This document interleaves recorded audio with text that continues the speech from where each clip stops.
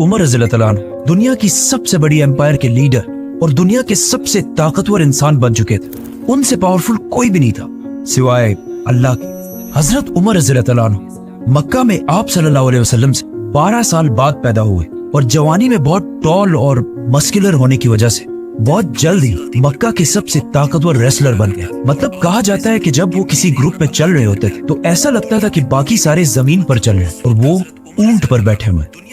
مطلب آج کے زمانے میں اگر دیکھا جائے تو آلموسٹ 6 فٹ 6 انچ یا 6 فٹ 7 انچ کی ہائٹ.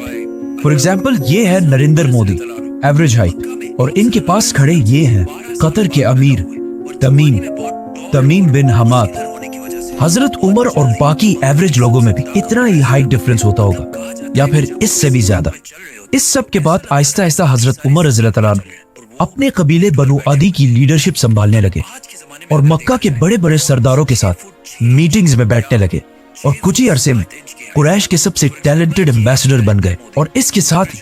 انہوں نے اپنا امپورٹ ایکسپورٹ کا بزنس بھی سٹارٹ کیا جس میں وہ مکہ، یمن، سیریا کے بیچ ہر وقت ٹریول کرتے رہتے تھے. اور جب فائنلی حضرت عمر رضی اللہ تعالیٰ عنہ کی ایج 27 ہوئی تو مکہ میں رسول اللہ صلی اللہ علیہ وسلم نے نبوت کا اعلان کر دیا اور اسلام کی دعوت دینا شروع کر دی. لیکن حضرت عمر رضی اللہ تعالیٰ عنہ نے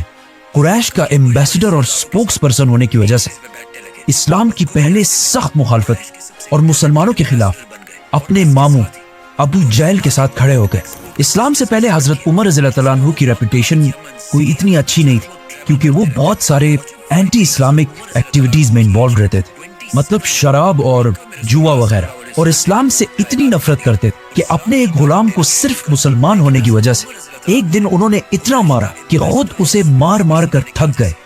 لیکن جیسے جیسے وقت گزرتا گیا آہستہ آہستہ حضرت عمر رضی اللہ تعالیٰ عنہ کی پوزیشن مسلمانوں کے بارے میں تھوڑی بدلنے لگی. اسی لیے ایک دن جب وہ مکہ میں ایک غلام کے پاس سے گزرے جسے اس کے مالک ابو جہل نے مسلمان ہونے کی وجہ سے مار مار کر آلموسٹ بے ہوش کر دیا تھا، جب حضرت عمر نے دیکھا کہ کسی اور نے اس کی مدد نہیں کی تو خود جا کر اسے ہاتھ دیا اور اسے اٹھایا، جس پر اس غلام نے حضرت عمر سے کہا کہ واللہ آپ ان دونوں میں سے بہتر ہے، جس کی حضرت عمر رضی اللہ تعالیٰ عنہ کو سمجھ نہیں آئی. اس غلام نے اس دعا کی طرف اشارہ کیا جو آپ صلی اللہ علیہ وسلم نے اللہ سے کی کہ یا اللہ مکہ کے ان 2 عمرین میں سے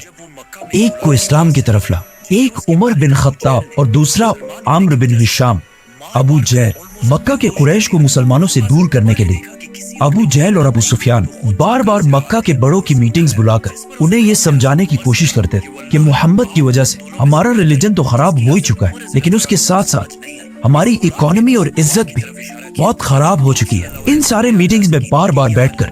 ایک دن حضرت عمر رضی اللہ تعالیٰ عنہ آخر بہت تنگ آ گئے تو انہوں نے آخر ایک ایسا فیصلہ کیا جو اس سے پہلے کرنے کی کسی میں بھی ہمت نہیں تھی. رسول اللہ صلی اللہ علیہ وسلم کو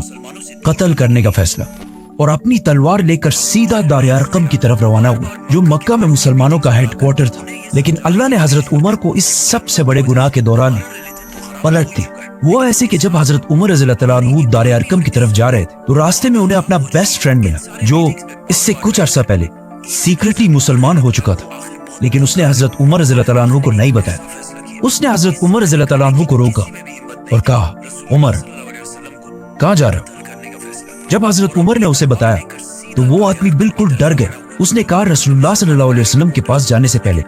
اپنے گھر کی تو خبر لو، جس پر حضرت عمر رضی اللہ تعالیٰ عنہ سمجھ گئے اور سیدھا اپنی بہن کے گھر کی طرف روانہ ہو. عمر رضی اللہ تعالیٰ عنہ کی بہن پہلے ہی اپنے ہسبینڈ سعید بن زید کی وجہ سے مسلمان ہو چکی تھی. سعید بن زید حضرت عمر کے بہنوئی ہونے کے ساتھ ساتھ ان کے چچا کے بیٹے بھی تھے، اور ان کے چچا زید رسول اللہ صلی اللہ علیہ وسلم کی نبوت سے پہلے ہی مکہ کے ریلیجن کو چھوڑ چکے تھے اور ہمیشہ مکہ کے ریلیجن کے خلاف بولتے رہتے تھے. وہ کہتے تھے کہ جب ہم سب کو پتا ہے کہ ابراہیم علیہ السلام ایک خدا کی عبادت کرتے تھے اور ان کے دوسرے بیٹے اسحاق کی اولاد بنی اسرائیل بھی ایک ہی خدا کی عبادت کرتے ہیں، تو پھر ہم نے اسماعیل کی اولاد نے اتنے سارے خدا کہاں سے لائے؟ اسی لیے جب حضرت عمر رضی اللہ تعالیٰ عنہ کے چچا کی فیملی کو رسول اللہ صلی اللہ علیہ وسلم کے اسلام کا پتہ چلا تو انہوں نے بہت تیزی سے اسلام قبول کر لیا. حضرت عمر سیدھا اندر گئے اور جا کر سعید بن زید کو مارنے لگے. ان کی بہن فاطمہ نے انہیں بچانے کی کوشش بھی کی لیکن حضرت عمر نے غصے میں انہیں بھی مار دیا جس سے ان کا خون بہنے لگا تو حضرت عمر نے جب اپنی بہن کا خون دیکھا تو ان کو آخر ترس آیا اور کہا مجھے قرآن دکھاؤ کہ آخر اس میں لکھا کیا ہے، اور پھر قرآن پڑھنے کے بعد فائنلی وہ مسلمان ہو گئے۔ یہ ساری سٹوریز ہاؤس آف بکس کی پروفٹ محمد سیریز میں ڈیٹیل سے مینشن ہے۔ اسلام قبول کرنے کے بعد وہ دوبارہ دار ارقم کی طرف روانہ ہوئے، لیکن وہاں اب تک